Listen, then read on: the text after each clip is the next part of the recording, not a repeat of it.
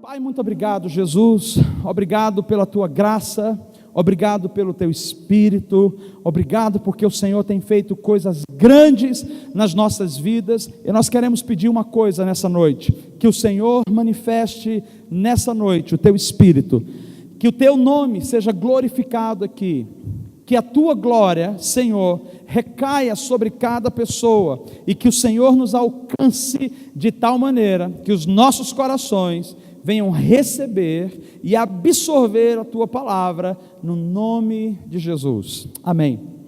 O que eu tenho a trazer para você nessa noite, eu trago com temor e com tremor. Para você que é da comunidade bíblica Logos, em específico, essa é uma palavra pastoral, e como pastor eu tenho uma incumbência diante de Deus, de ensinar o evangelho como ele é. Portanto, eu não quero compartilhar o que eu acho ou o que eu penso, mas o que a palavra diz. João 8,32 fala: e conhecereis a verdade, e a verdade vos libertará. Então o processo de sermos libertos de toda mazela e de toda prisão que ainda nos assedia e nos segura, é através da palavra.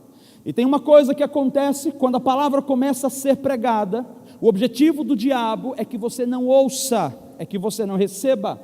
Se você não recebe a mensagem, se a mensagem não encontra lugar no seu coração, fatalmente não haverá libertação e não haverá transformação. Deus em Cristo Jesus não está preparando uma noiva suja, uma noiva cheia de manchas e cheia de rugas. Deus está preparando uma noiva limpa, uma noiva que tem suas vestes brancas, e uma noiva que tem a alma curada, a alma restaurada. Isso quer dizer que o processo de restauração em nossas vidas é um processo contínuo. E hoje, tanto eu quanto você, cada um na sua etapa, cada um na sua jornada, no seu nível de caminhada espiritual, estamos sendo preparados por Deus para nos encontrar com Jesus. Um outro ponto é que o meu objetivo como pastor e como igreja não é preparar ninguém para viver confortavelmente no mundo, mas é preparar você para ter um encontro com Deus. É para isso que eu fui chamado. Então nós precisamos todos os dias ajustar e ser ajustados. Nós precisamos nos expor à palavra, porque a palavra nos confronta, e confronto da palavra não é ruim, é bom, porque nos faz abandonar algumas coisas e entender o que Deus está nos chamando para viver, amém? Então começo falando para você que hoje nós vamos estudar um pouco sobre iniquidade, ou raiz de iniquidade. É apenas uma introdução, e nós vamos continuar, talvez durante um mês, algumas mensagens que se conectam e vai nos levar a um processo de entendimento completo.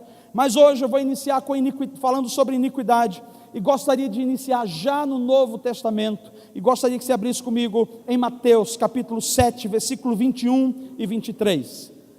A razão pela qual eu começo lendo um versículo do Novo Testamento é porque temos a errônea ideia de, quando falamos de iniquidade, achamos que é algo que estava apenas na lei, isso é, no Velho Testamento.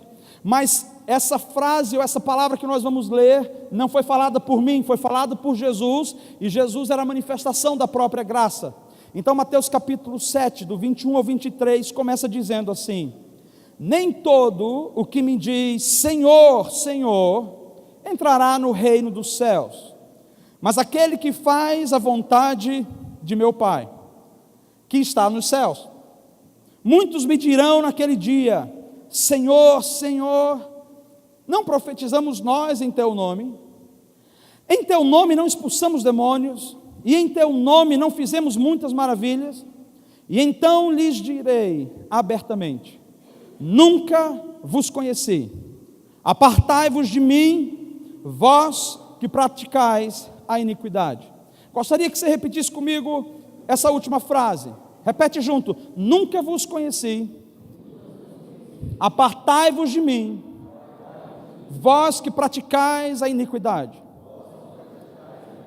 Jesus estava falando para um grupo de religiosos, pessoas que faziam os rituais religiosos, mas eles ainda estavam presos em práticas ocultas. Em outras palavras, eles falavam o que era certo com a boca, mas o seu estilo de vida era um estilo errado. E por ser um estilo de vida errado, eles achavam que fazer a coisa certa ou falar a coisa certa era suficiente.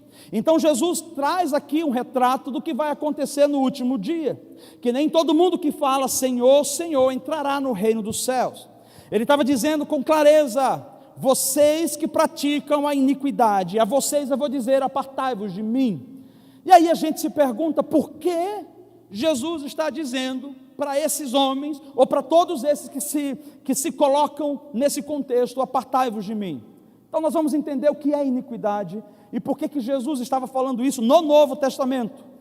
Por isso eu vou usar as duas linguagens originais das Escrituras, ou as mais usadas. A primeira no hebraico.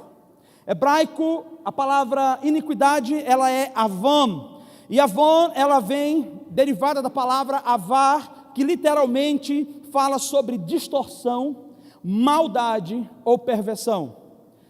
Então a palavra, ou um dos significados da palavra iniquidade, que deriva da palavra avar, significa distorção. Ela distorce a verdade, e uma verdade distorcida é uma mentira. Uma verdade distorcida é uma mentira. Quando alguém ouve algo e aquilo não corresponde à totalidade da verdade, e ela vive aquilo como uma verdade, ela está distorcendo a verdade. Note que o que nos transforma e nos liberta é a verdade. Então qualquer verdade distorcida, se tornando meia verdade, vai gerar uma mentira e vai trazer destruição.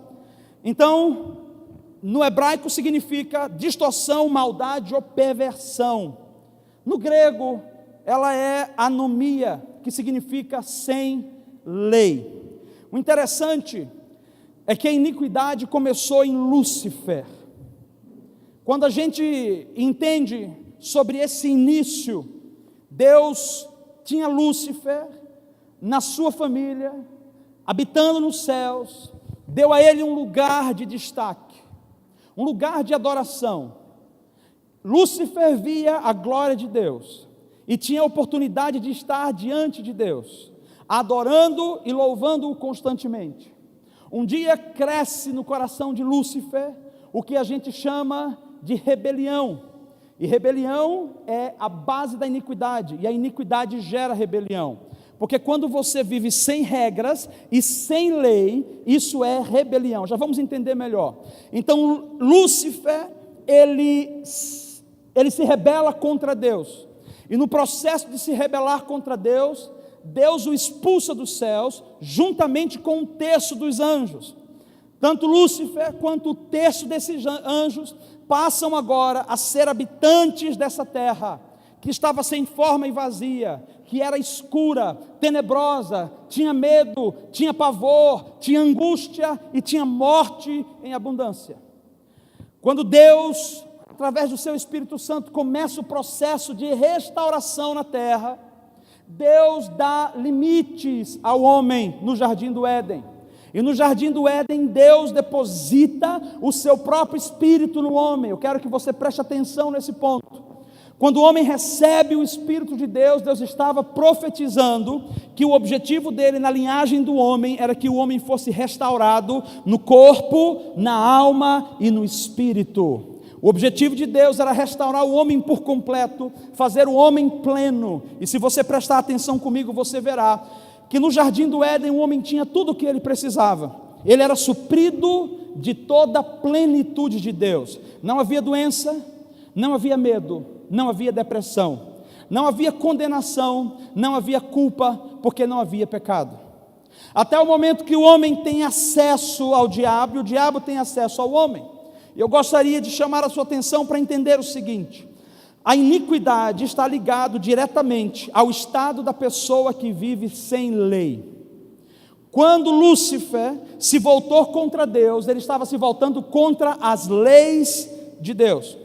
E no momento que a gente se volta contra as leis de Deus, nós estamos num estado de possessão, conduzidos pelo diabo, conduzidos pelos desígnios do diabo. Essa influência que nos faz nos voltar contra os princípios de Deus. E foi por isso que ele foi expulso. Agora, no início, o objetivo de Deus era que o homem propagasse a cultura do reino de Deus pelos seus filhos, os filhos dos seus filhos, os filhos dos seus filhos, para que toda a sua geração fosse plena no corpo, na alma e no espírito, para que eles não tivessem que viver fracasso, derrota, para que eles não tivessem que viver presos, aprisionados, trancados, angustiados. Deus queria liberdade, Deus queria gerar libertação, cura e restauração no homem. O diabo, ele sempre tenta imitar a Deus, e a imitação de Deus, o diabo entendeu o seguinte: se esse é o projeto de Deus, restaurar toda a humanidade e preencher toda a humanidade, ele inicia o seu projeto de destruição. A palavra fala que o diabo veio em João capítulo 10, versículo 10, ele veio senão para matar, para roubar e para destruir. Tudo o que ele faz na sua vida é para matar, para roubar e para destruir. Tudo que o diabo vai fazer é para tirar de você a paz que você tem, é para aniquilar de você a comunhão com Deus, desviar você do propósito que Deus tem para você.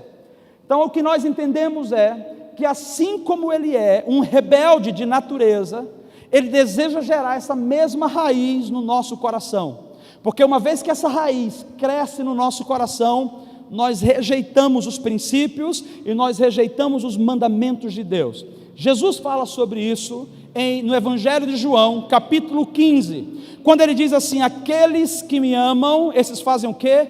Obedecem os meus mandamentos.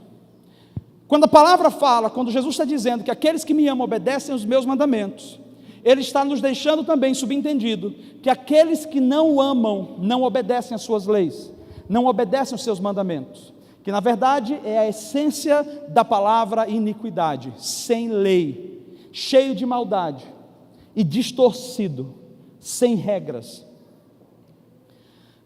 Se esse era o objetivo de Deus, em restaurar o homem, para que o homem fosse semeador na terra do reino de Deus, o diabo interfere com um único objetivo: trazer destruição.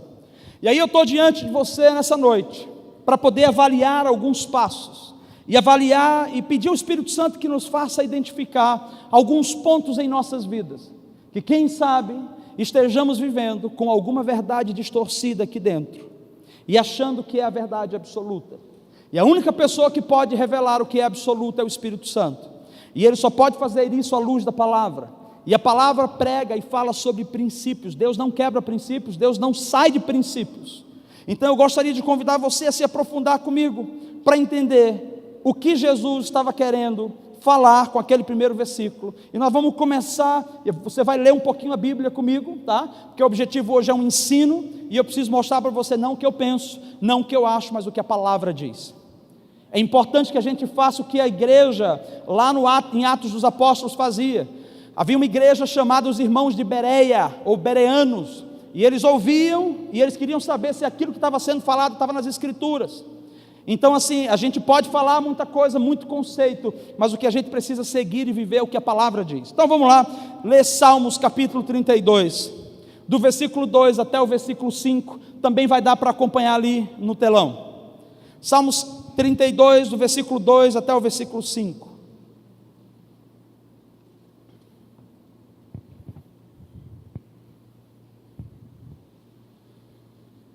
Bem-aventurado o homem a quem o Senhor não imputa a maldade ou a iniquidade, em cujo espírito não há engano.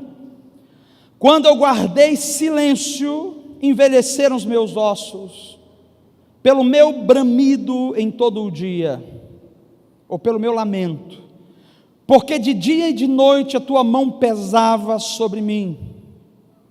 O meu humor se tornou em sequidão de estio. Confessei-te o meu pecado, e a minha maldade não encobri. Dizia eu: confessarei ao Senhor as minhas transgressões, e tu perdoastes a maldade do meu pecado. Estamos ouvindo o salmista Davi falar nesse momento, e Davi está falando de uma situação pessoal, onde no momento que ele comete um pecado que mancha a sua vida, mancha a sua história e interfere nas gerações seguintes dos seus filhos, Davi começa a sentir algo sobre ele, e ele descreve ali que era a mão do Senhor pesando sobre ele. Se você avaliar comigo, você vai ver que ele está dizendo: enquanto eu calei, enquanto eu não confessei os meus pecados, os meus ossos se secaram e a minha alma entrou em angústia profunda. O que ele estava expressando ali, na verdade, é o efeito do que o pecado gera nos nossos corações. É o efeito da transgressão, é o efeito da iniquidade. Enquanto a gente fica calado, enquanto a gente não coloca para fora, as coisas começam a nos dominar. E por que a gente não consegue confessar? Por que a gente não consegue colocar para fora? Porque nós temos medo. Nós temos medo de sermos expostos, nós temos medo de sermos rejeitados. O ponto aqui é, diante do medo do homem, diante da insegurança do que vão pensar sobre mim, eu preciso dizer: a mão do Senhor pesava sobre o salmista. E dura coisa é cair na mão do Deus vivo. Quando a mão de Deus pesa, porque nós estamos vivendo no erro, é algo terrível. Uma coisa é ser perseguido pelo homem, a gente sente, é difícil, é ruim. Mas outra coisa é ser resistido por Deus. E em algumas fases da minha própria vida, ao longo que eu fui caminhando, em alguns erros, em algumas decisões erradas, eu vi a mão do Senhor pesando sobre mim. Provavelmente você também, em alguma etapa da sua vida, em algumas decisões, em alguns atos, ações, você sentiu a mão de Deus pesando sobre você. As coisas não acontecem, não andam, as portas não se abrem, parece que tudo está trancado, corrente para cá, corrente para ali. E a gente entra em desespero e tenta falar com Deus e não ouve Deus. As coisas não acontecem, não andam. O que está acontecendo? Deus está dizendo através do salmista: enquanto eu me calei no meu pecado, o meu pecado me condenava por dentro, e ele me angustiava, e ele secava os meus ossos. Outra razão pela qual a gente pode ter medo, receio de abrir o coração e confessar, além da rejeição e do medo do homem, é por conta da rebeldia que carregamos em nosso coração contra os mandamentos de Deus, contra aquilo que Deus estabelece. Porque não é fácil ser humilde, não é fácil se humilhar, não é fácil colocar diante de Deus o nosso coração e dizer: Senhor, ai de mim que preciso da tua misericórdia. É natural do ser humano se vangloriar, é natural do ser humano se encher de si, é natural do ser humano inflar o seu próprio ego. Isso é uma raiz luciferiana, veio de Lúcifer. O orgulho não está em Deus está a humildade. O orgulho não representa Deus, representa Lúcifer. Então nós temos medo de nos expor, com medo, na verdade, de nos sentir pequenos. Mas a palavra fala que os humilhados serão exaltados. É no momento que a gente se abre, que a gente se humilha, que a gente se prostra diante de Deus, e que a gente pede misericórdia, que as coisas começam a acontecer. Dura coisa cair na mão do Deus vivo, do Deus poderoso. E o salmista Davi aqui, ele apresenta para nós 3 pontos dentro desse texto, dentro desse versículo. E os 3 pontos são os pontos que nós vamos trabalhar nessa noite. O primeiro ponto, ele fala sobre o pecado. O segundo, ele vai falar sobre a transgressão. E o terceiro, ele fala sobre a iniquidade. E ele precisou passar pelo processo com Deus, confessando o pecado, confessando a transgressão e confessando a iniquidade. O que é o pecado? O pecado é uma ação. E na maioria das vezes, ou quase sempre, o pecado é involuntário. O pecado é o processo em que nós, por algum estímulo externo ou interno, cometemos um erro. É o primeiro passo para entrarmos numa vida de pecado. No original, a palavra pecado literalmente significa errar o alvo. Eu tenho um objetivo, eu tenho um caminho, e por algum motivo eu me distraí e dei um passo para fora, eu pequei. O pecado, ele tem, obviamente, o seu início no coração do diabo, em Lúcifer. Em alguns casos você vai ver nas escrituras a palavra falando sobre a semente do pecado. Então o pecado, ele é como uma semente que é lançada no coração do homem. E toda semente, ela vai produzir frutos. Ela vai germinar e ela vai gerar ali uma árvore. O objetivo do diabo é que tenhamos no nosso coração sementes de pecado, para que aquilo cresça e dê fruto. Só que o fruto do pecado é a morte. A Bíblia diz que o salário do pecado é a morte, mas o dom gratuito de Deus é a vida eterna. Então, enquanto o diabo tenta matar você, Deus quer dar a você a vida eterna com Ele. E preste atenção, a vida eterna está com Ele, é conhecer a Ele, é conhecer a Jesus. O pecado, como semente, ele é representado, não é uma analogia, mas cientificamente. A ciência fala justamente sobre o pecado, ou fala sobre semente. E essa semente, eu quero trazer a explicação para você, um pouquinho mais profunda nos próximos, só para que você entenda. Mas essa semente faz com que nós plantemos hoje e colhamos amanhã. Você colhe em você, você colhe através de outra pessoa, você colhe no seu trabalho, você colhe na sua vida pessoal, no seu casamento. O pecado, ele tem um objetivo. O objetivo dele é nos cegar de Deus. Então vamos só entender. Eu estou caminhando e de repente eu me distraio. Digamos que alguém tenha problema com os seus olhos. Como Jó disse, Jó falou o seguinte: eu tenho uma aliança com meus olhos, como poderei eu colocá-los sobre uma donzela? Ele estava dizendo assim: eu preciso cuidar dos meus olhos para os homens, para eu não ficar olhando para as mulheres, porque se eu olhar eu posso conceber no meu coração um pecado. Então o que é que Jó estava nos ensinando por aí? Eu preciso me precaver, entendendo que tudo ao meu redor, todas as circunstâncias vão sempre querer me conduzir a pecar, sempre vai querer me conduzir a um erro. E preste atenção, o seu coração, Jeremias diz: maldito e enganoso é o coração do homem, desesperadamente corrupto, quem o conhecerá? Você vai ver Jesus dizendo: ouça o seu coração. Ele não fala sobre a paz que o seu coração gera, que é o árbitro sobre tudo. A paz que o seu coração gera pode ser uma paz enganosa, porque o nosso coração ele vive de circunstâncias. O nosso coração é facilmente influenciado por um comentário, influenciado por uma atitude, influenciado por uma ação. Então, o que a palavra está nos revelando hoje é: não ande pelo seu coração, porque o seu coração sempre vai te conduzir ao pecado. Por exemplo, quando nós estamos nos sentindo muito cansados, muito sobrecarregados, depois de uma luta, de uma batalha tremenda, qual é a primeira coisa que a gente quer fazer? Relaxar. Foi aí onde Davi pecou.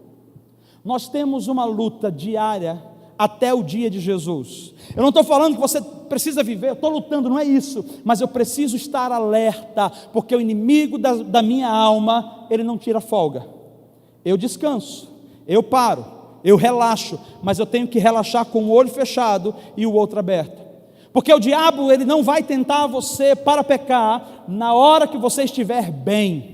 Ele vai pegar você na hora que você estiver ruim, na hora que você estiver angustiado, na hora que você estiver mal. É aí que ele lança a semente da distorção, que vem como verdade e é uma mentira.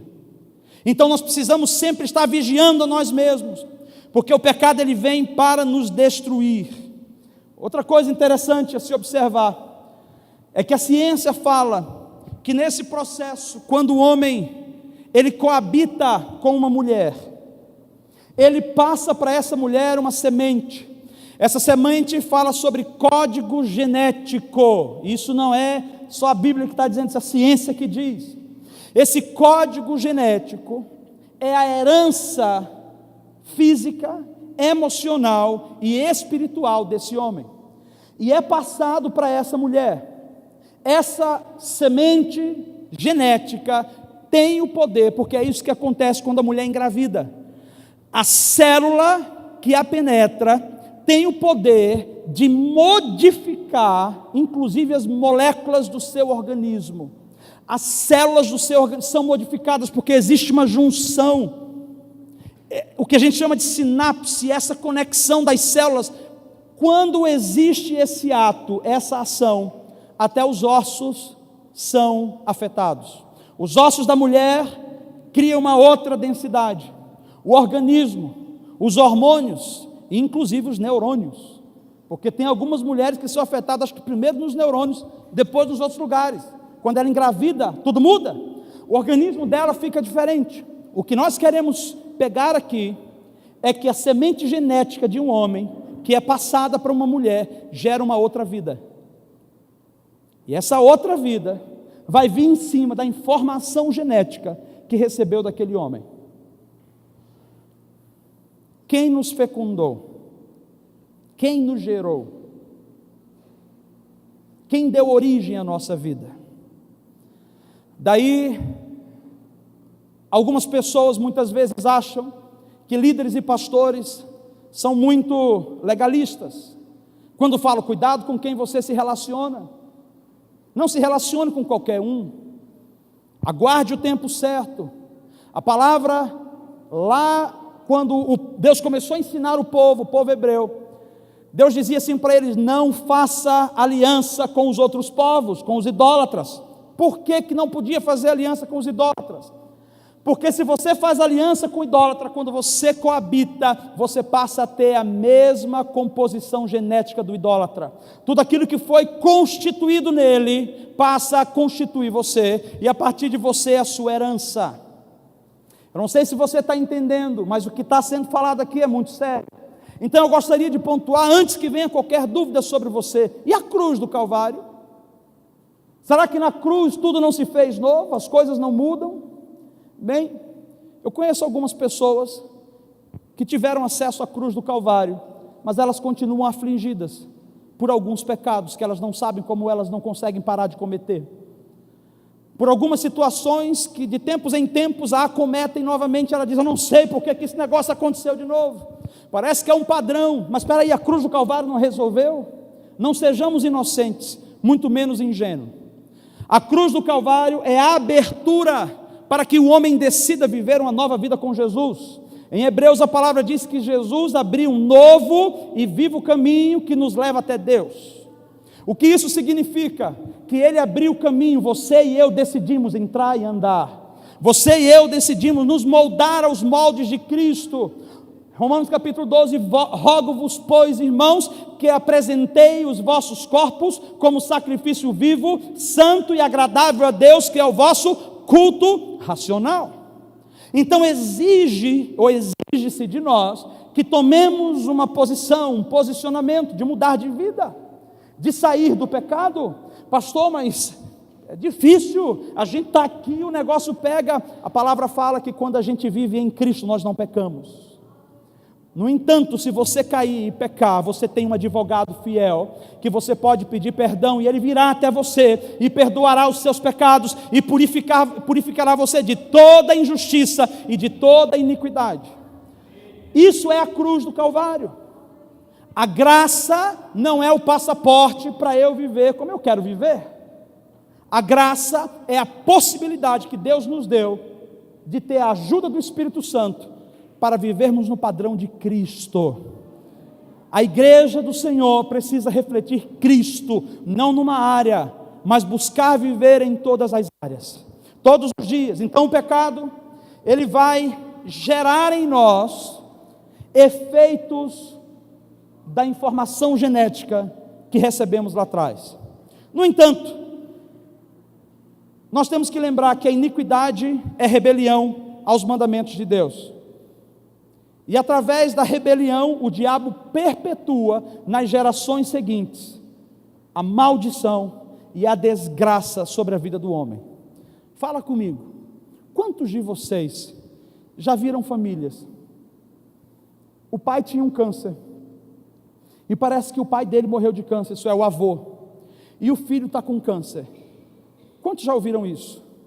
Então deixa eu te falar sobre alguém que eu acompanhei, e que eu sinto uma dó muito grande, porque primeiro eu vejo o filho, o pai, que teve um câncer no esôfago. No período de 6 meses, o filho teve o mesmo câncer no esôfago. Morreram um e outro no período de 3 a 4 semanas. Foi fulminante. Demorou 6 a 8 meses, eles morreram. A esposa morreu 3 anos depois. E o filho vivia, o que ficou vivo, vivia em temor, dizendo: acusa isso na minha genética, eu estou com medo de morrer disso. Por que essas coisas acontecem? Porque quando a gente vai no médico, o médico não olha para você e pergunta assim: o que está sentindo? Ai, meu coração está, deixa eu medir aqui sua pressão arterial está alta. Seu pai tem pressão arterial? Tem. Sua avó também tinha. O que é que ele está dizendo? Herança genética gera efeito genético. Então algumas coisas que a gente vê vai ter efeito físico, emocional ou espiritual em nossas vidas. E a grande questão é, quando se trata de morte, de desgraça e destruição, quem pode gerar isso é o diabo.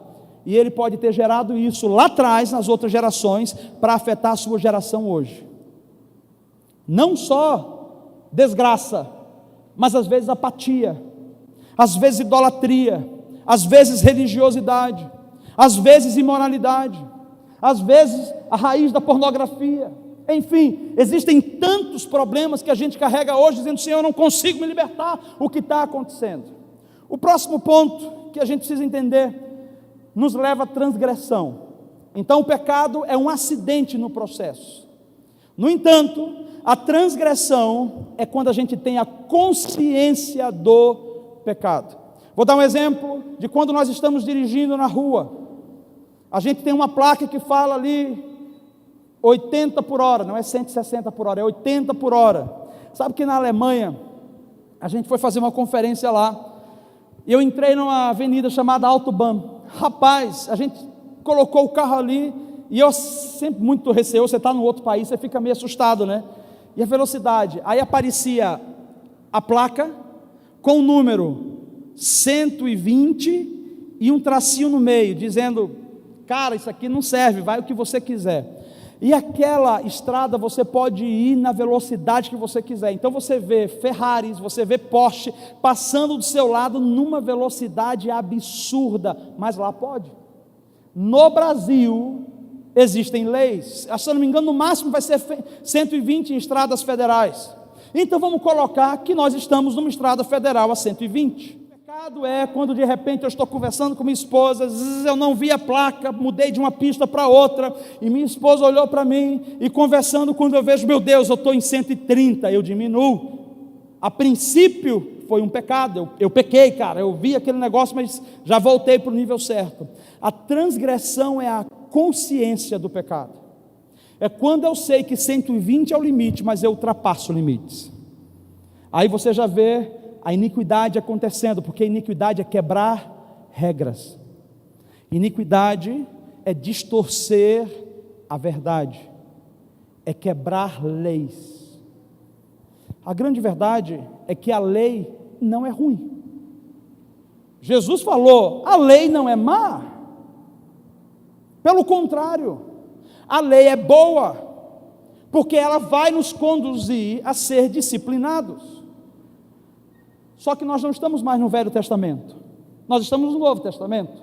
E no Novo Testamento Jesus falou: eu reduzirei os 10 mandamentos em 2. E quais são os mandamentos? Amarás ao Senhor teu Deus acima de todas as coisas, com todo o teu coração, com toda a tua força e com toda a tua alma, e amarás ao teu próximo como a ti mesmo. Ele reduziu, não anulou. Ele estava dizendo: antes você fazia como um trabalho, antes você tinha que fazer por via de regras. Não olhe para a mulher dos outros. Ah, meu Deus, não posso olhar. Não rouba do teu irmão, não posso roubar. Não mata o teu irmão. Então antes a gente fazia por vias de regras. Na graça o Senhor nos deu força, nos deu energia e nos deu capacitação do Espírito para que a gente faça tudo isso não por religiosidade, não por regras, mas que a gente faça isso por amor. E ele está dizendo: tudo começa com amar a Deus acima de todas as coisas. Espera aí, se o ato de rebelião é se voltar contra regras, eu já quebro o primeiro mandamento. Porque amar a Deus significa conhecer a sua verdade, amar a sua verdade, seguir a sua verdade e se policiar para caminhar na sua verdade. Como que o diabo começa a trabalhar a transgressão no nosso coração? É quando a gente começa a quebrar regras, sabendo que estamos quebrando regras, e a gente não está aí, a gente simplesmente quebra regras. Falei de manhã sobre isso, quero dar esse exemplo de novo. Eu ensino para os meus filhos uma coisa que eu acredito que seja importante, talvez entendermos bem nessa noite. Eu não acho legal o que o Lula fez. Eu não acho legal o que a Dilma fez, o que o PT fez, o que outros políticos de outros partidos fizeram. Mas ninguém aqui, nem na minha casa, nem em nenhum outro lugar, me ouviu, quando eu estava passando alguma reportagem ou vendo algo na internet, dizer: seus desgraçados, vocês precisam ter um câncer e morrer, vocês não valem nada, e começar a xingar e a expor essas pessoas. Eu falo para os meus filhos e na minha casa e para os meus líderes: não faça isso com nenhuma autoridade que se levanta. Autoridade é autoridade. E segundo a palavra, toda autoridade que está de pé foi Deus quem constituiu. Se Deus quer tratar com alguma autoridade, Deus vai lá e trata com autoridade. Quem sou eu para lidar com Lula ou Dilma? Outra coisa, existem pastores que falam coisas e fazem coisas que eu não concordo. Eu não acho salutar e não acho bíblico. No entanto, você não vai me ver fazendo menção ou pregando contra eles aqui no púlpito, ou na minha casa, ou com a minha liderança. Olha, aquele pastor ali, um desviado, desgraçado, aquele pastor ali merece ir para o inferno. Se eu tivesse oportunidade eu dava um murro na cara dele, como eu já ouvi, porque ele é adúltero, porque ele é isso. E quem é você? A Bíblia diz: aquele que pensa que está de pé, cuidado para que não caia. Levantar-se contra a autoridade é muito sério. No entanto, nós não somos legalistas a ponto de dizer: não fale mal, você é livre. Eu estou ensinando. O princípio da vida longa é obediência. Obediência aos pais, que também remete a obediência a autoridades. O que é que eu posso fazer que a palavra me ensina? Ore pelas suas autoridades.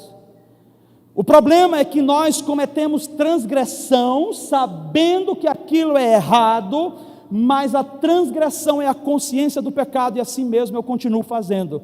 A transgressão me leva a viver na prática do pecado. Então o pecado é um acidente, mas a transgressão é quando eu cometo.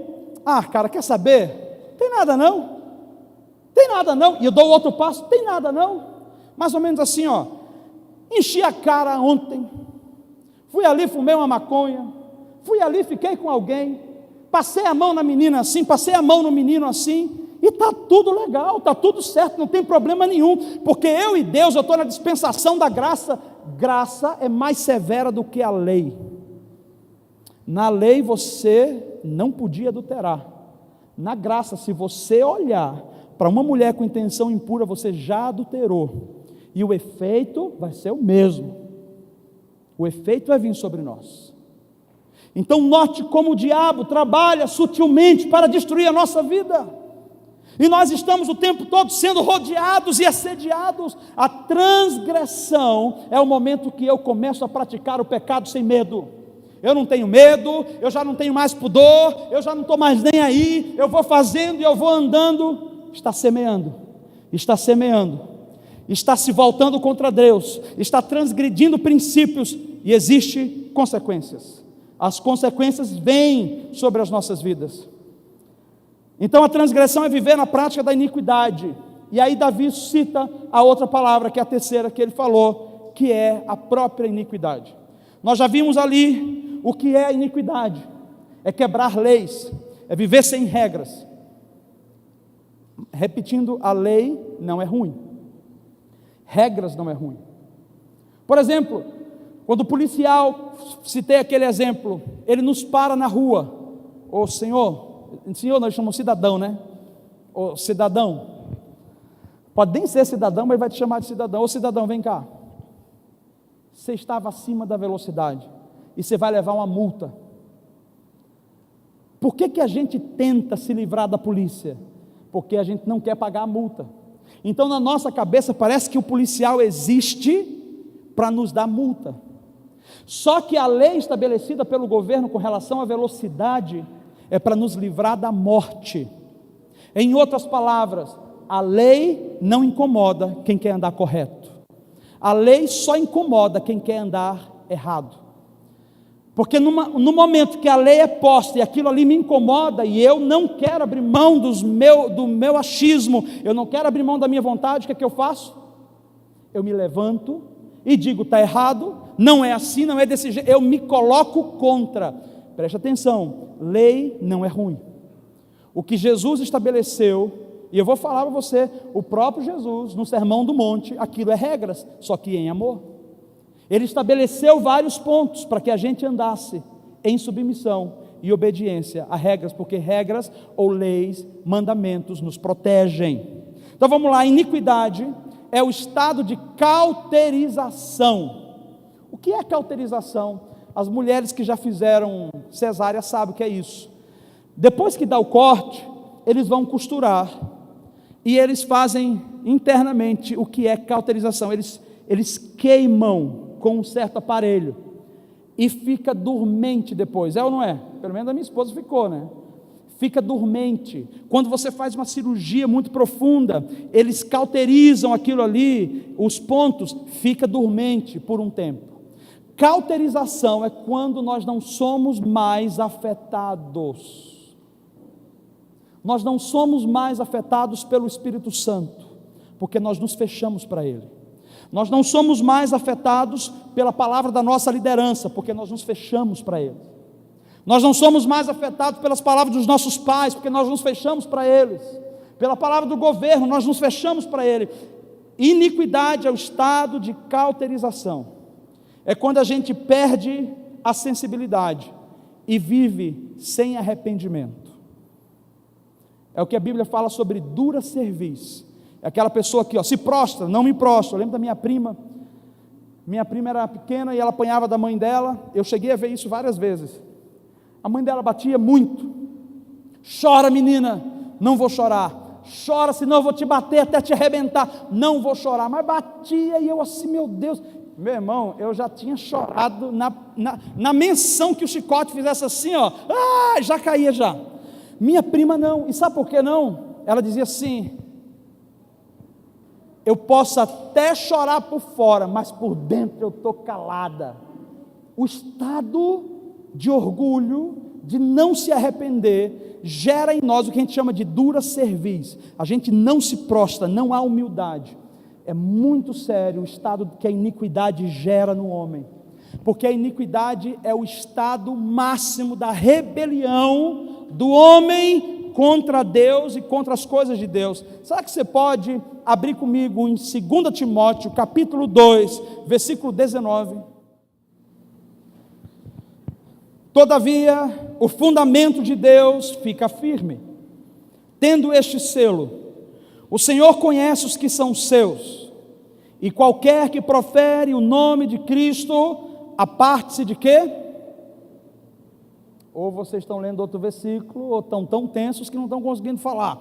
E qualquer que profere o nome de Cristo, aparte-se da iniquidade. O que ele está dizendo é, Deus sabe os que são dele, e os que são dele não vivem em iniquidade, que é o que a gente leu no início. Aqueles que vivem em iniquidade, eu direi, apartai-vos de mim. Então o que o Senhor está falando sobre iniquidade, na verdade, através de Paulo para Timóteo é: Timóteo, quando você estiver ensinando, ensine as pessoas que aqueles que dizem que proferem o nome de Cristo, esses não podem ser insensíveis, esses não podem viver na prática do pecado, na maldade, na distorção. Eles precisam se apartar da iniquidade. O que eu acho interessante é que a palavra apartar-se dá-nos a ideia de que nós estávamos juntos, nós tínhamos um elo, nós tínhamos uma conexão. Então, se estávamos juntos, o Senhor está dizendo, pela sua graça, Ele está nos dando a oportunidade de nos apartar da iniquidade, porque não tem como ser iníquo, isso é, viver na iniquidade, e estar com Cristo. São dois caminhos opostos. Vamos lá, vamos seguir, abre comigo em Ezequiel, falei que hoje a gente estudar a Bíblia, Ezequiel capítulo 18, do versículo 30 ao versículo 31, Ezequiel 18, 30 ao 31, vai sair ali também no telão, e diz assim: portanto eu vos julgarei, cada um conforme os seus caminhos, ó casa de Israel. Isso fala também em Apocalipse, tá? Diz o Senhor Deus: Tornai-vos e convertei-vos de todas as vossas transgressões. O que é transgressão? Prática do pecado. Então, tornai-vos e convertei-vos de todas as vossas transgressões, e a iniquidade não vos servirá de tropeço. Lançai de vós todas as vossas transgressões com que transgredistes, e fazei-vos um coração novo e um espírito novo. Pois por que razão morreríeis, ó casa de Israel? Você sabe o que o Senhor está falando aí? Que pecado pode gerar transgressão, mas nem sempre. E é aí o ponto que algumas pessoas não entendem. Por que nós não somos pecadores, uma vez que temos Jesus? Nós somos santos que podemos cair em pecado, mas nós não somos mais pecadores, porque Jesus nos justificou e nos tornou santos, desde que não estejamos vivendo na prática do pecado. A prática do pecado é quando nós estamos transgredindo, sabendo que está errado e fazemos. Agora, você cai aqui hoje, meu Deus do céu, me distraí e pequei. Tem um advogado, confesse seu pecado, na graça você é perdoado e é liberto daquele pecado, do jugo dele e da maldição dele. Passa o tempo, não vigiou, daqui a tanto tempo, tantos meses, meu Deus, cai de novo porque não vigiei. Corre, se arrepende, se limpa. Então é um santo do Senhor, justificado, que por ainda ter um corpo mortal, pode cair em um momento ou outro. Mas a transgressão, eu erro hoje, não vou fazer isso nunca mais, oh meu Deus. Amanhã, cara, quer saber? Ai Deus, eu não quero fazer, não quero repetir. Depois de amanhã de novo, todos os dias. Às vezes por um dia sim, um dia não, uma semana. Isso é prática do pecado. É aquele pecado recorrente. Então o que a palavra está dizendo para nós aqui é: por que vocês morreriam, ó casa de Israel? A iniquidade, ela é o último estágio que gera o que a gente chama de juízo de Deus. Porque se a iniquidade tem a sua base em rebelião, ela vai fazer com que a gente trabalhe contra Deus, contra o que Deus está levantando, contra o que Deus está fazendo e contra o que Deus está estabelecendo. Uma obra maligna do diabo aqui, no nosso coração. Então o que é que Deus está dizendo para nós? Arrependa-se, confesse, largue isso, porque vocês morreriam se vocês têm a possibilidade de vida, se vocês podem ser libertos disso e viver uma vida plena, porque cada um de nós fomos desenhados por Deus para coisas maravilhosas, para coisas lindas. Deus tem um projeto para cada um de nós. Por que a gente vai viver, vai morrer com problemas que a gente poderia resolver? Então vamos lá. Qual é a raiz dessa iniquidade então? Quando os nossos pais pecaram e não se arrependeram, vamos pensar agora lá atrás, avós e bisavós. A maior autoridade sobre a vida de um ser humano é o seu pai. Pastor, apóstolo, mestre, quem for, não tem mais autoridade do que o seu pai. Então lá atrás, o diabo organizou situações para os nossos pais caírem, e o objetivo dele é fazer com que a gente viva em iniquidade. Os nossos pais pecaram, erraram e começaram a viver num estilo de vida de iniquidade. Nesse processo que eles estavam vivendo em iniquidade, eles estavam preservando uma semente dentro de si, ou melhor, uma informação genética, e aquela informação genética viria como herança para as próximas gerações. Aí deixa eu te explicar isso. Quem aqui se sente bonito de verdade? Fala, por favor, não seja tímido. Fala, pastor, me sinto um cara bonito. Só levanta a mão para eu ver. Isso aí, Rafa, os cariocas, não precisa nem perguntar. Ele já sente, vai dizer que eu sou bonito, ele levanta a mão. Mateus também se acha bonito, a Carla fala isso para ele sempre. Eliane, Carlinhos, olha só que interessante. Gente, tem gente que herda uma carga genética de beleza, de perfeição, de saúde, um físico assim, o Anderson está olhando para mim, falou, essa parte não, pastor. Um físico top de linha. A gente herda coisas boas dos nossos pais, que a gente gosta, e a gente fala, poxa, que legal, olha só o que eu herdei, olha essa genética que eu não ganho tanto peso, eu tenho facilidade de emagrecer, eu tenho facilidade disso, daquilo outro, enfim. Cada um de vocês tem um padrão que você recebe que é bom. Só que no pacote vem tudo. No pacote não vem só o que é bom.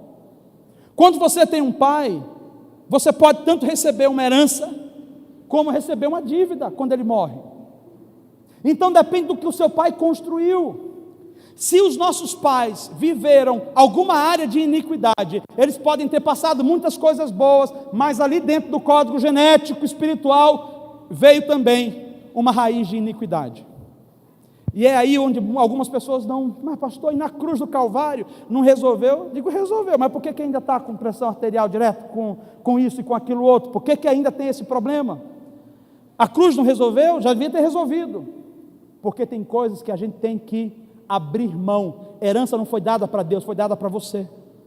A herança do seu pai foi passada para você. Você é o único que tem direito legítimo de dizer assim, não passe para outro não, tá? Diga assim, eu estou abrindo mão desse negócio aqui, jogando fora. Vamos entender mais para frente.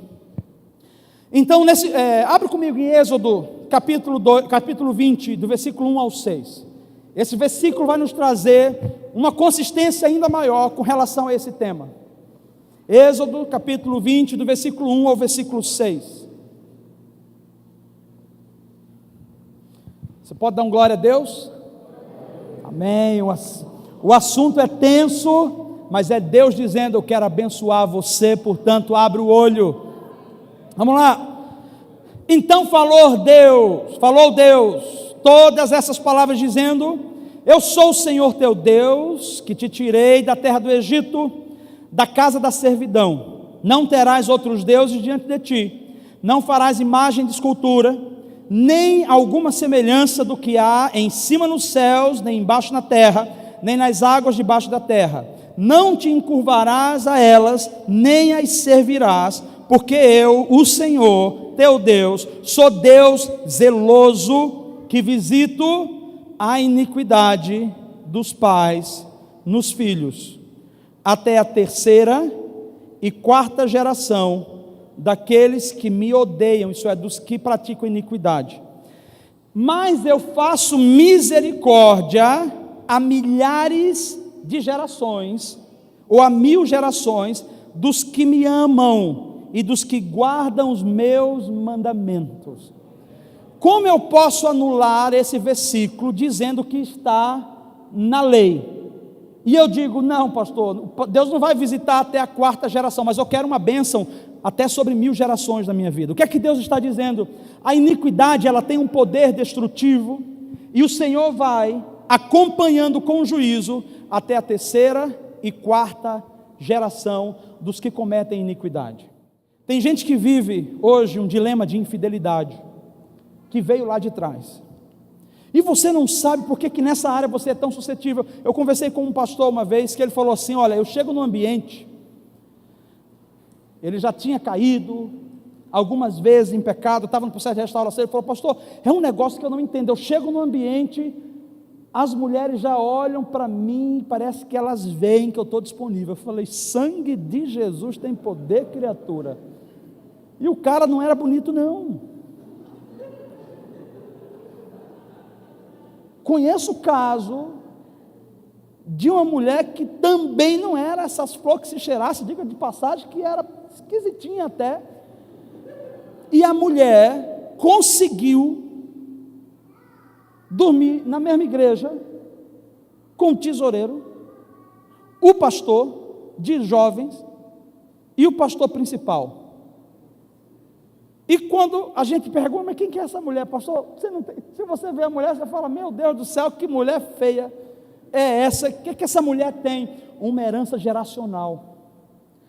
Aquela herança geracional que ela carrega, quando ela chega perto de uma pessoa que já tem aquela mesma herança, ela quer fazer uma sinapse, uma ligação, aqueles raios, e no momento que gruda, meu irmão, já era. Se bater o olho, tiver o espírito maligno ali dentro, ele vai unir e vai querer trazer para perto. Por isso que nós temos que quebrar, para não dizer, não, aquela pessoa é tão boa, olha que pessoa linda, meu coração está dizendo que sim. Cuida do teu coração, meu amado, pelo amor de Deus, que às vezes o coração não está dizendo muita coisa não. Mas vamos lá. Então ele está falando que ele visita e visita significa, ele diz, visita com juízo até a terceira e quarta geração, com juízo, por conta do efeito da iniquidade. Hoje de manhã veio o André, que está finalizando aqui, acho que já começou a fazer residência com relação à medicina. Ele veio tremendo, pastor do céu, a medicina, a ciência, me passou um monte de artigos, de coisas que ele estava estudando lá, de casos reais, e ele falou assim: o que você falou aí agora eu entendi, mas entendi com clareza, porque a gente não tem explicação na medicina. Falei: o que foi? Vou falar da forma mais fácil. Existem pessoas que têm uma carga de informação genética, que o avô tinha, o pai tem, e ele tem. Então ele vai e casa com alguém, e a mulher fica grávida, e nós já recebemos dizendo: essa mulher com esse filho, o filho vai ter o mesmo problema, porque está no DNA de vocês, não tem como mudar isso, vem de geração em geração. E ele fala: por muitas vezes nós vemos, isso se repete.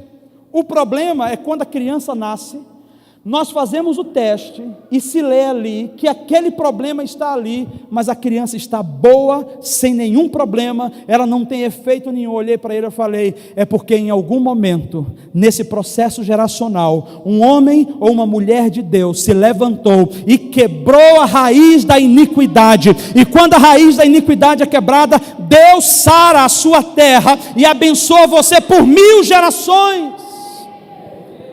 Lembre-se, Deus deseja manifestar a sua glória e a restauração sobre toda a terra, mas o diabo quer destruir você, os seus filhos, os seus netos, porque essa é a maneira que ele tem de tocar a Deus, de afetar e atingir a Deus.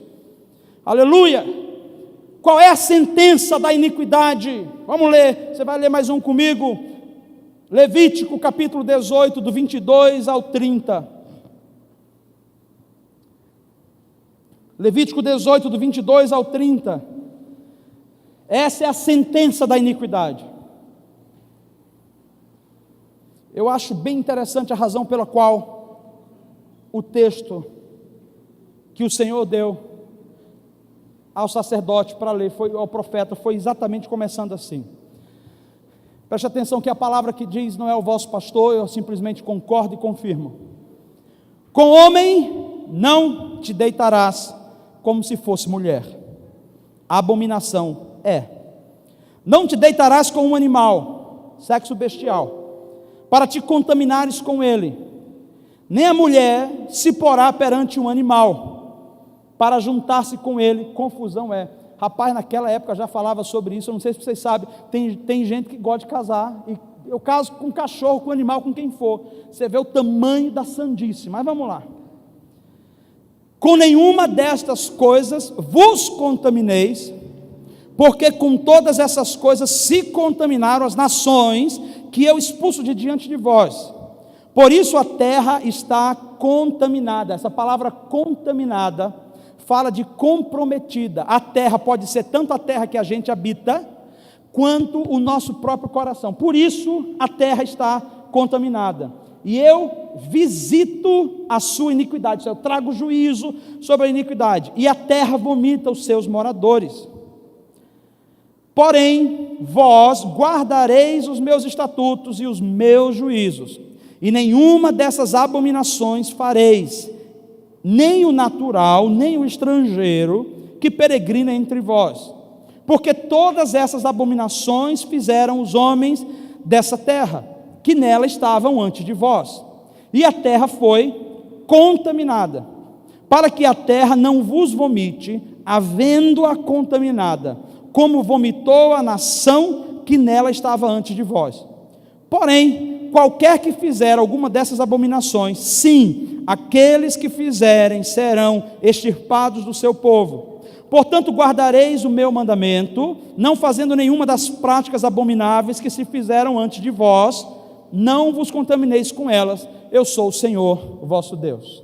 Deixa eu fazer um adendo, porque nós estamos falando agora sobre a sentença da iniquidade. A sentença da iniquidade é o juízo de Deus, é quando Ele pesa a mão sobre nós. Deixa eu fazer um adendo. Na igreja, nós pregamos e falamos para não adulterar. Não existe pecadinho ou pecadão. O adultério é um problema, a mentira, a glutonaria, o roubo, o falso testemunho, o que semeia contenda entre os irmãos, que a palavra fala que 6 coisas o Senhor odeia, a 7ª ele abomina, o que semeia contenda entre irmãos. Então tudo isso, no nosso meio, a gente vai expondo pela palavra.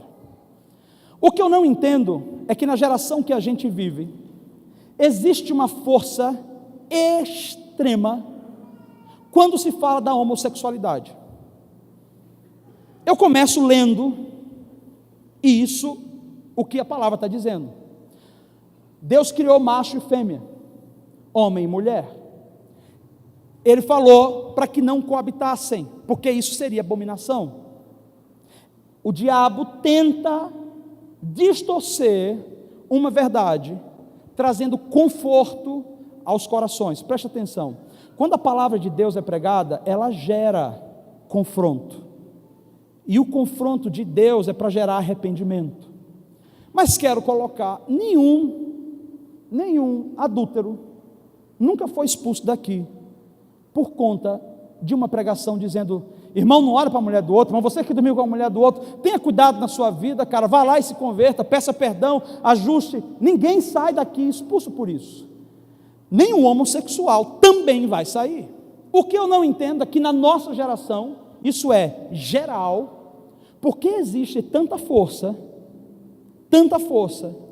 para que a gente trate essa prática diferente das outras. O meu pecado é tão sério quanto o pecado da homossexualidade. Se eu estiver cometendo pecado, é tão sério quanto o pecado da homossexualidade. Precisa ser exposto, e nós vamos tratar, exposto no sentido, precisa ser confrontado, e nós vamos tratar e resolver. Porque o homossexual, como o adúltero ou o infiel, ele carrega ali uma carga genética que é mais forte do que ele, onde num processo de perversão lá atrás, ele foi atingido, e hoje ele luta contra algo que ele não consegue se libertar. Então o homossexual não é o problema, o homossexual não é a pessoa não é o problema, a pessoa tem um problema e eu tenho outro problema. Nós dois precisamos correr para Deus e colocar os nossos problemas diante da cruz, e resolver o nosso problema diante da cruz. Então não é a pessoa. Nos nossos dias existe uma força extrema para tratarmos o que a palavra está falando aqui, que é uma das raízes de iniquidade, é a mutação genética. Romanos capítulo 1 fala: mudaram a ordem natural. E agora, eu gostaria de falar para vocês, já tivemos inclusive homossexuais aqui, casais de homossexuais aqui, não foi um só não, tá? Vieram, choraram, nos abraçaram. Pastor, por que não permaneceram? Primeiro, nós não temos um trabalho com homossexual, não sei se alguém daí de vocês é habilitado para isso. Quem sabe um dia a gente tem um grupo que seja habilitado para cuidar. Mas a palavra, quando ela é pregada, para resolver a questão da iniquidade, não contaminar as próximas gerações, para não ferir essa terra, não comprometer a terra, a palavra é pregada e ela precisa em algum momento gerar desconforto. Então algumas pessoas que vêm com um problema do homossexual, não é que ele não é abraçado e amado, até porque eu conheço, tenho acesso e trato da mesma maneira. Tem problema também. O problema não é o fato da pessoa se sentir desconfortável. O problema é quando a gente ouve a mensagem e a gente não quer mudar de vida. Seja o homossexual, seja o mentiroso, seja o ladrão, seja o fofoqueiro, seja o que semeia contenda entre irmãos. Eu não sei se vocês estão entendendo, aqui embaixo na terra somos todos iguais e carecemos da glória, do perdão de Deus e da graça do Senhor.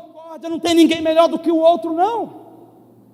Então quando a palavra fala isso, eu trouxe essa questão aqui, quando eu estava estudando, justamente para que a gente entenda, deve ser um pecado tratado como qualquer outro pecado, e eu não posso me sentir inibido, como pastor e ministro do Evangelho, em não compartilhar o que a palavra diz, segregando, porque o que eu posso falar vai gerar algum desconforto. Está gerando desconforto hoje para quem mente, está gerando desconforto hoje para quem olha para a mulher dos outros, está gerando desconforto hoje para quem rouba.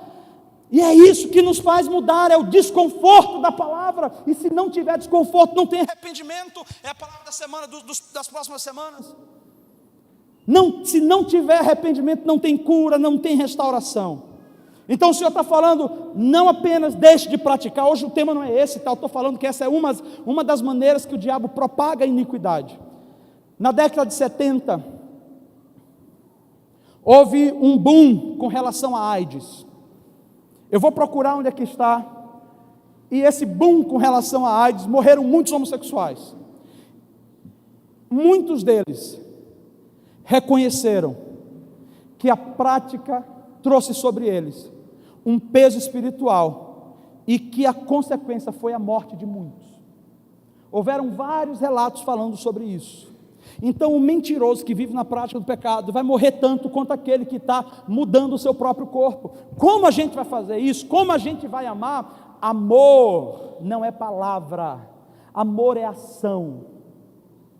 Nós precisamos de fato trazer para perto e ajudar, mas nunca comprometer o Evangelho.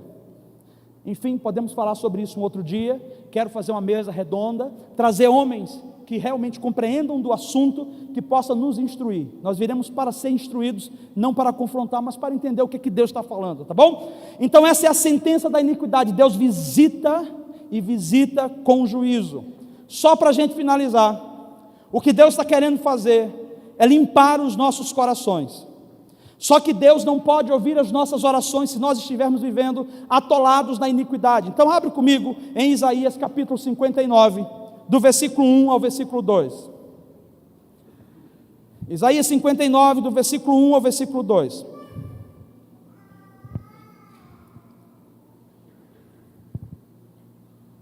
Eis que a mão do Senhor não está encolhida para que não possa salvar, nem agravado o seu ouvido para que não possa ouvir, mas as vossas iniquidades fazem o quê?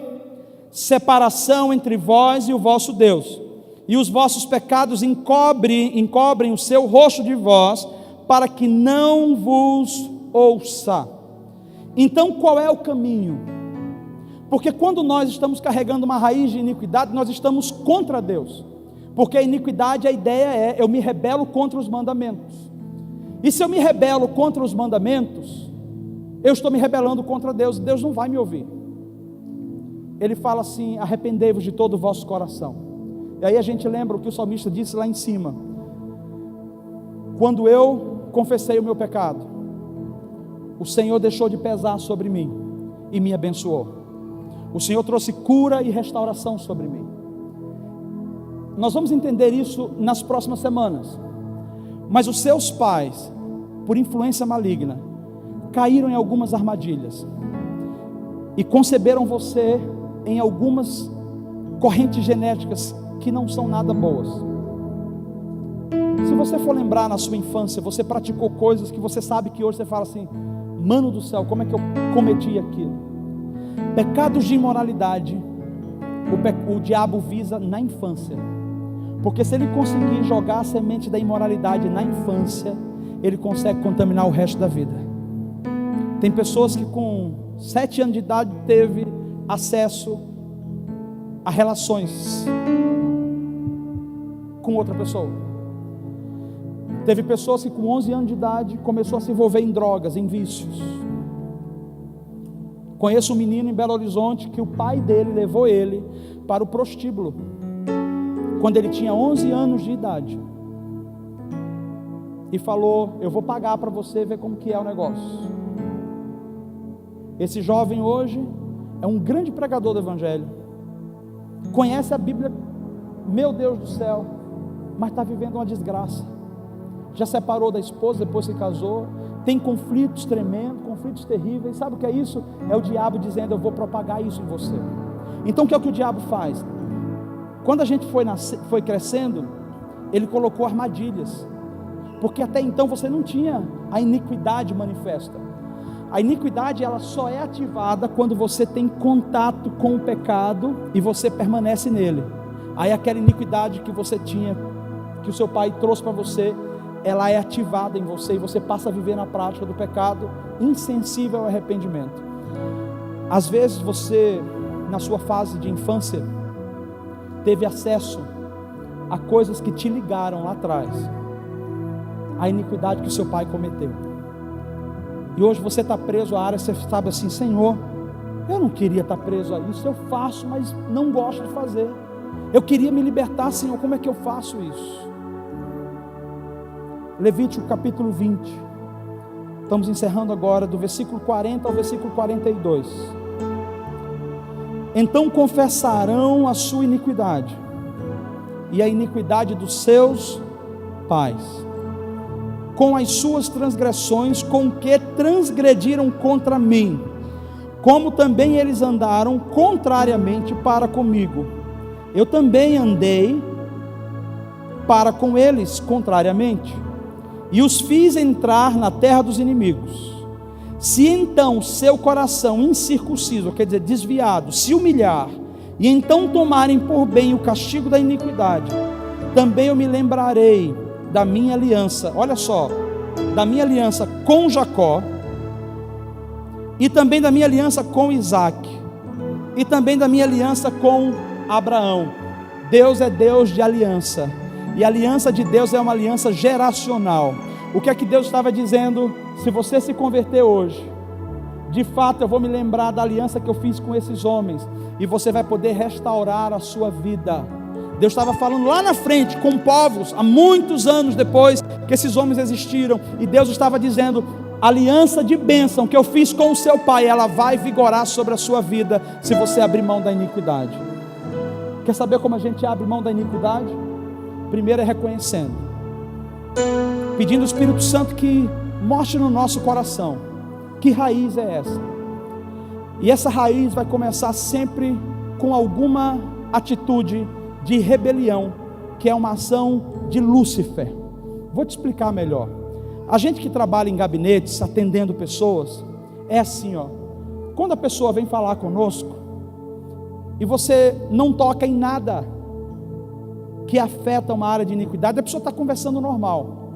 Quando você fala uma palavra que confronta a iniquidade, ela se levanta: não, mas eu não concordo. Ela já muda, a conversa pode estar, ela muda na hora.